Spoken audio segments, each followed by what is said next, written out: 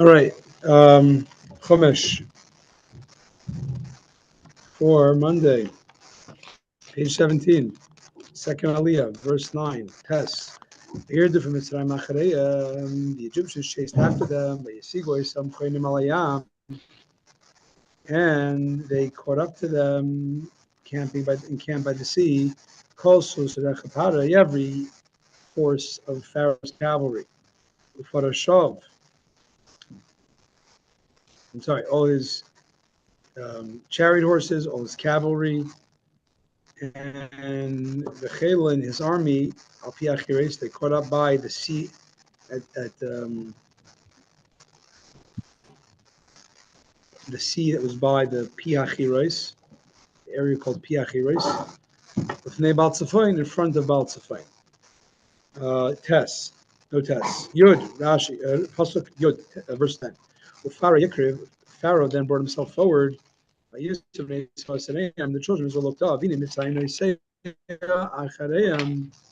and behold, the Egyptians were traveling after them. The Yirmoid became very afraid. And they cried out to Hashem. So even though God told them this is part of the plan, remember, you're going to go back, they're going to think you're lost, they're going to come chase you, but they panicked at the last minute. Pharaoh then came forward. Should have said, Hikriv is a causative. It's the Lashon Hifil. Hifil means you're making the verb do it. You're like not walking, you're making walk. Or you're not right. Making walk would be we call pushing. So walking is you're walking. Making walk would be what we call in English pushing. That's the grammar hifil. So why is it saying in that grammar? It should be Pharaoh Karav. Pharaoh came close. Why is it he made come close? So he's saying he made himself, he pushed himself to come close. He was making himself go forward and forward with great vigor to go ahead of the army as he agreed upon them, like we said yesterday. They say Achareyam, they saw, like Pharaoh was like, crazily, approaching them at the head. And looked up, the Jews what looked is up this? He's using what is it? You read Hikriv instead, was not instead of used. Korah, it said Hikriv. Hikriv means, see, even the proper verb tense would have been Karav. Pharaoh, Karav. He came close, right? He was approaching, right? Right. Hikriv makes it now causative. He's making approach. Pharaoh's making something approach. He's causing something to be close. So what's he making come close? That's a good himself. No, I don't have an answer. So himself. Rashi says the reason it does the unusual. But then he would say heat curry. He'd use the reflexive maybe. It's not right, but it didn't do that. It did. First of all, it said he made come close. He made something else come close. So he's saying that he was going beyond the norm. It was like he was making himself. He was pushing himself. He was making come. In other words, he was pushing himself with intensity to come at the head of the army like he agreed upon. So it worked somehow. They say Acharehem. The Jews saw that he was traveling after them. So Rashi's bothered by why saying he was approaching. Then the whole Egyptian army was approaching. That should be plural. They were approaching. So it says, because they're like one heart, like one person. So it was even scarier because they were like flanks, like they were like, the Greeks, the Romans had these like, they had these whole flanks, the way they would lock with each other. So it was like very scary. They were in lockstep as one united Egyptian army to go destroy the Jews. Another interpretation of what this means, that Egypt, the nation, was traveling after them. They saw the the guardian angel of Egypt, come from heaven to help the Egyptians. Where are you reading? No. I did next page 18. Basically, who's the he was Egypt, he was approaching. It refers that in addition that the army, the plural, was approaching, they saw the guardian angel of Egypt kind of, giving them extra booster. You just said 18. I don't see anything 18. Page 18 at the top of Rashi.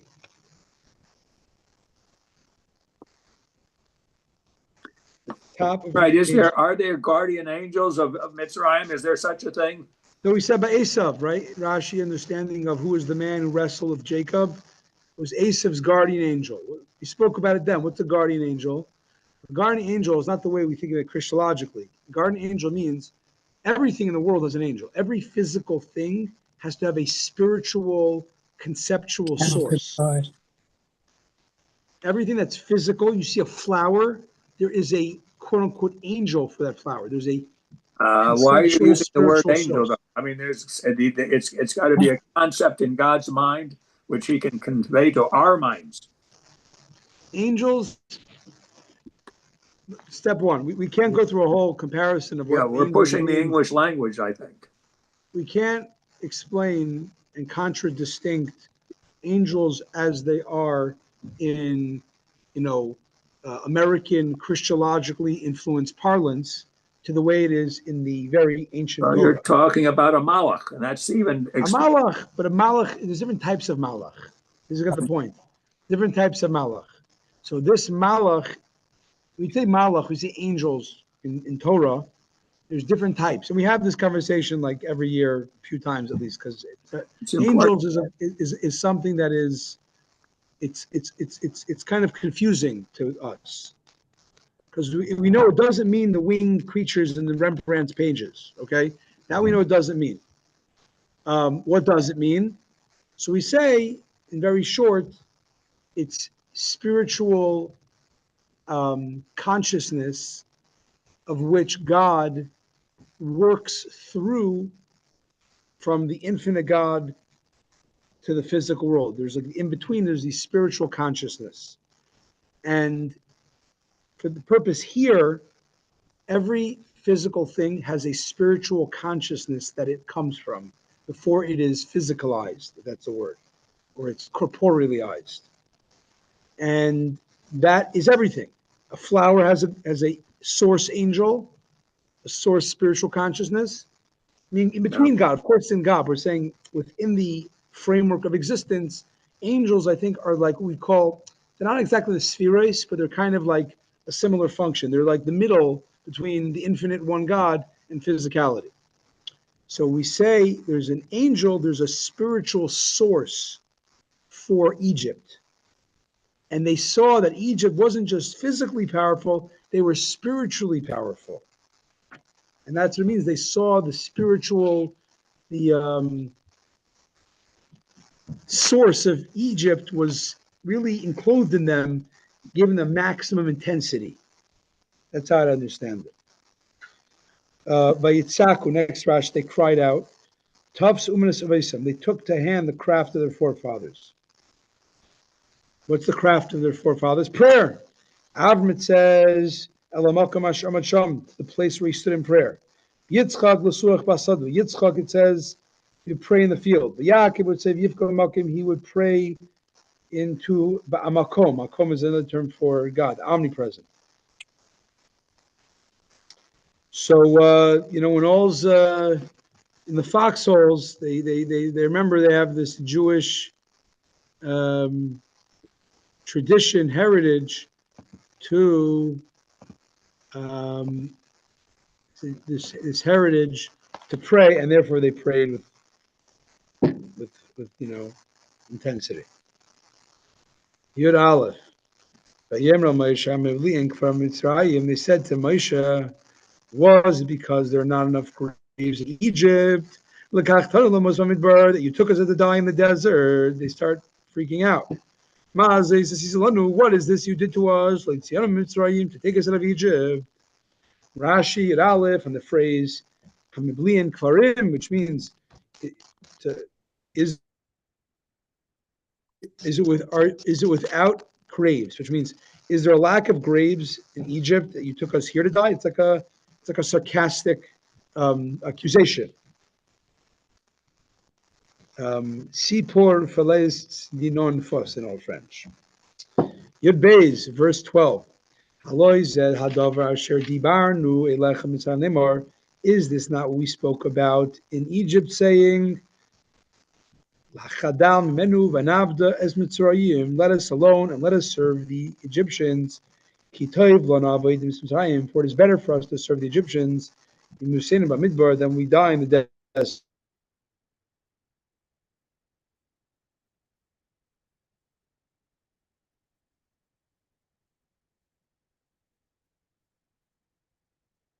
Said, may Hashem reveal himself to you and judge you. If I'm not mistaken, this is Dustin Aviram, Edward G. Robinson and co., saying this to Moshe, the opposition. Rashi, mimusenu, unusual grammar test. Mimusenu means ma'asher nomus. Better we should have served Egypt than we should die. And Rashi gives a little grammar lesson. If it had been punctuated with a melapum, a o sound, mimosenu, it would have been a noun. Better we serve Egypt than our death in the desert. But now that it has a shuruk, a musenu, it's a verb. Better than that we die in the future, or that we are to die coming up. Similarly, mi yitin musenu, that we've died.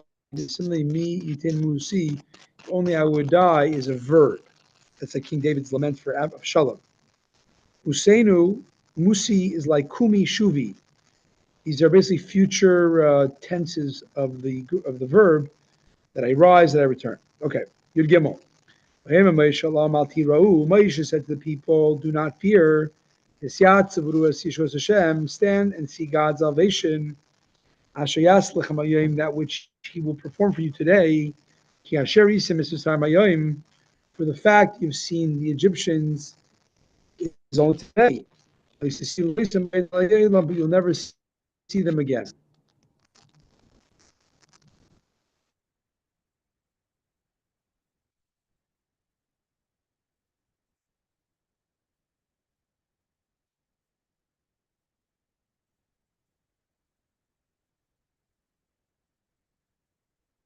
Prelude to them being gone forever. Next page, last verse, Yudalit 14. Hashem yilachem lechem. Hashem will do battle for you. Yad tachrishu, and you shall remain silent. Yudalit. Yilachem lechem. Hashem will do battle for you. To you means for you. Bishvilchem, on your account. As we see, ki Hashem nilchem lehem. V'chein lekel terivun. V'chein asher divrli. V'chein atem terivun dilval. Can mean on not to you, but